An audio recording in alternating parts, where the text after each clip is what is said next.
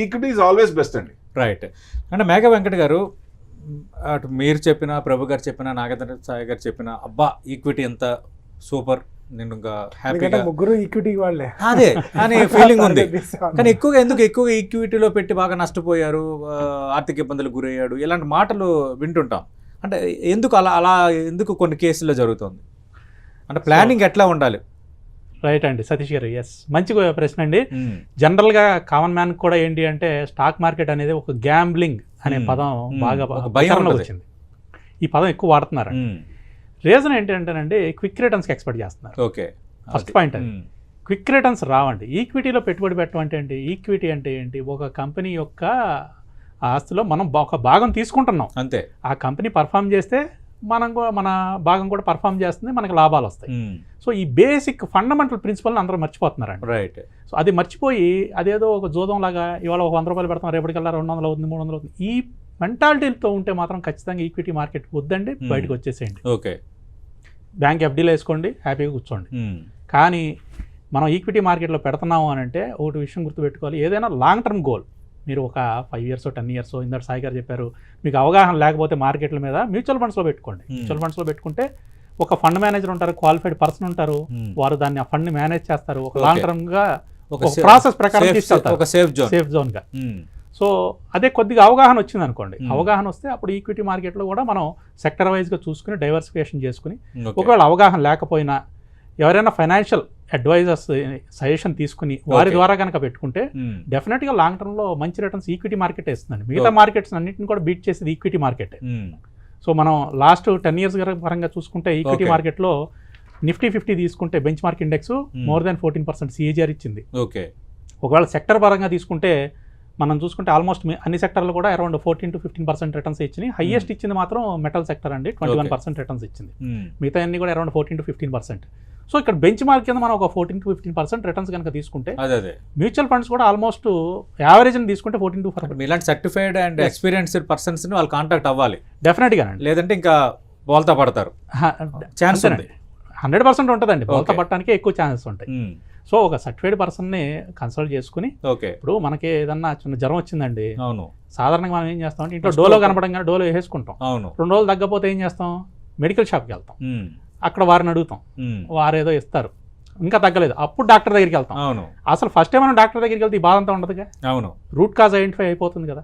So ఎప్పుడైనా సరే ఒక క్వాలిఫైడ్ పర్సన్ దగ్గరికి వెళ్ళి, మీ దగ్గర ఒక 1000 రూపాయలు ఉన్నాయి లేదా 2000 ఉన్నాయి, నెల ఇన్వెస్ట్ చేద్దాం అనుకున్నాను, ఏం చేయాలి? అంతే, నా స్ట్రెంత్ ఇది, ఈ షేర్ పెట్టాలనుకుంటున్నాను, ఏది బెస్ట్? అది అసలు మార్కెట్లో పెట్టాలా, మ్యూచువల్ ఫండ్స్ లో పెట్టాలా, లేదా FD వేసుకోవాలా, RD వేసుకోవాలా, వారు చెప్తారు క్లియర్గా. అవును, మీ గోల్స్ ఏంటి, మీరు ఎంతవరకు చేయగలుగుతారు, మీరు ఎంత రిస్క్ బేర్ చేయగలుగుతారు, ఇవన్నీ కూడా కన్సిడరేషన్లోకి తీసుకుని వారు చెప్తారండి. సో ఈ విధంగా మనం చేసుకోవాలి.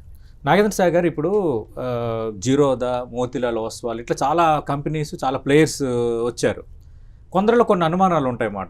ఎందుకంటే ఇందాక మీరు ప్రస్తావించారు, కార్వీ ఇన్సిడెంట్ కొంత జరిగిన తర్వాత కొందరిలో కొంత కంపెనీ ఏంటి, ఈ కంపెనీ ఏంటి, వీళ్ళెవరు, థర్డ్ పార్టీయా, ఇట్లా కొన్ని ఇష్యూస్ ఉన్నాయి.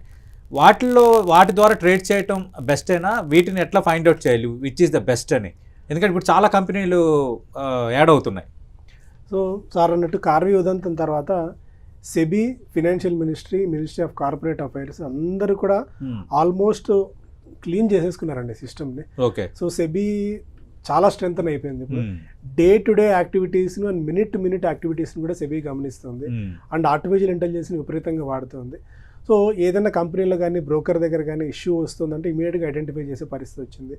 ఒకప్పటిలాగా కార్వీ లాంటి ఉదంతం నాకు తెలిసి I can say very confidently, maybe ఇద్దరు కూడా చెప్తారేమో, అలాంటి ఉదంతం మళ్ళీ జరిగే అవకాశాలు నాకు తెలిసి అయితే 100% ఉండకపోవచ్చు అండి. ఎందుకంటే అంతటి స్ట్రెంత్ అయిపోయింది మార్కెట్స్ని. ఒకప్పుడు ఏంటంటే బ్రోకింగ్ హౌసెస్ కానీ బ్రోకింగ్ కంపెనీస్ కానీ మన దగ్గర ఉన్న డబ్బుని, అంటే మన దగ్గర మన బ్యాంక్ అకౌంట్లో, మన ట్రేడింగ్ అకౌంట్లో ఒక 10,000 ఉంటే, 1,00,000 రూపాయలు ఉంటే దాన్ని వాళ్ళ సొంత అవసరాలు వాడుకునే పరిస్థితి ఉండేది. ఇప్పుడు వీక్లీ సెటిల్మెంట్ డబ్బులు మనం యూటిలైజ్ చేయకపోతే మన బ్యాంక్ అకౌంట్ తిరిగి పంపించాల్సిన పరిస్థితి వచ్చేస్తుంది. అండ్ ఒక్క షేర్ అమ్మాలన్నా కూడా మనకు ఓటీపీ రావాలి, ఓటీపీ వచ్చిన తర్వాత మాత్రమే మనం మన షేర్ నుంచి, మన డిమాట్ అకౌంట్ నుంచి వెళ్ళే పరిస్థితి ఉంది. సో ఒకప్పటిలాగా అది మీరు జిరోదా తీసుకున్నా, గ్రో తీసుకున్నా, ఆర్ఎల్స్ ఏ డిమాట్ అకౌంట్ మీరు తీసుకున్నా కూడా కార్వీ లాగా మళ్ళీ అయ్యే పరిస్థితి లేదు. సిస్టమ్ చాలా స్ట్రెంగ్ అయిపోయింది ఇప్పుడు. అలాంటి భయం మీరు పడాల్సిన అవసరం, మీరు భయపడాల్సింది ఓకే అంతా మీ మైండ్ సెట్ గురించి మీరు భయపడాలి. ఒకటంటే ఇప్పుడు బయట ఇంట్రెస్ట్ ఎంత ఉందండి, 7% ఉందా, 8%, హార్డ్లీ 9%. ఓకే ఈక్విటీ మార్కెట్లో ఇన్వెస్ట్ చేస్తే మనకు అట్లీస్ట్ డబల్ ఎక్స్పెక్ట్ చేయవచ్చు. ఆ రోజు బయట మార్కెట్లో రూపాయిన్నర ₹2 వడ్డీ అంటే 24%. అవును సో ఈక్విటీ మార్కెట్స్లో 24% రిటర్న్ ఇయర్లీ జనరేట్ చేయగలిగితే 3 yearsకి మీరు పెట్టిన క్యాపిటల్ డబుల్ అయిపోతుంది రూల్ ఆఫ్ 72 ప్రకారం. ఓకే సో ఈ పాయింట్ ఆఫ్ టైంలో ఇంత మాక్సిమం మనం ఎక్స్పెక్ట్ చేయొచ్చు ఏంటంటే 18% నుంచి 24% మనం ఇయర్లీ మాక్సిమం రిటర్న్స్ ఎక్స్పెక్ట్ చేయొచ్చు. అందరు కాకుండా నేను 100 పెట్టాను జనవరిలో, నాకు డిసెంబర్ కల్లా 200 కావాలి 300 కావాలంటే అసలు మీరు మార్కెట్స్ కాదు, అసలు ఇన్వెస్ట్మెంట్ చేయడానికి మీరు పనికిరారని చెప్తాను. ఓకే అంటే మీ సైకాలజీ మార్కెట్స్ కంటే అంటే అగ్రెసివ్ మెంటాలిటీ, అగ్రెసివ్ సైకాలజీ 2026లో అయితే అసలు పనికిరాదు. ఎందుకంటే మన మార్కెట్స్ మెచ్యూర్ అవుతున్నాయి. ఇప్పుడు యుఎస్ మార్కెట్స్ లాంటి వాటిల్లో అండ్ అభివృద్ధి చెందిన దేశాల్లో 2% కెనడియన్ పెన్షన్ ఫండ్స్ అనే లాంటి వాళ్ళు అక్కడ 2% మన దగ్గర 2% ఇంట్రెస్ట్ వస్తే చాలని మన దేశంలో కెనడా నుంచి మన దేశం నుంచి పెట్టుబడి పెడతారు. ఎందుకంటే 2 to 3% వాళ్ళ దేశంలో కూడా వర్కౌట్ కాదని చెప్పి.